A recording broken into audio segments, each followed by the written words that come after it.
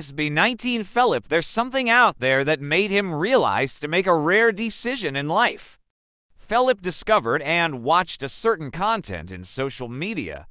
It's okay to spend money to make yourself happier and contented, and that way you will become energetic and inspired to do something big and earned huge money, more than how much spent in a past. Here's the short clip. Please watch.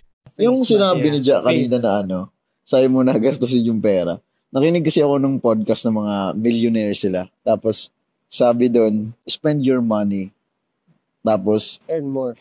Oo. Kasi pag in-spend mo daw yung money mo, yung hard work daw na ginugol mo doon, dapat i-spend mo para i-gift mo yung sarili mo para motivated ka na gumawa ulit ng mas madami. So, yun yung natutunan ko. And then like, yung happiness na nabibigay nun, kasi gift mo yung sarili mo, yun yung nagbibigay siya ng energy to work even harder. So, yun, nga no, na-realize ko rin yung ganong bagay. And siguro iba-iba lang din tayo ng preferences talaga, like mindset when it comes to these kinds of things. Pero, ayun, yun yung nag-aano sa akin ngayon. Dapat i-reward.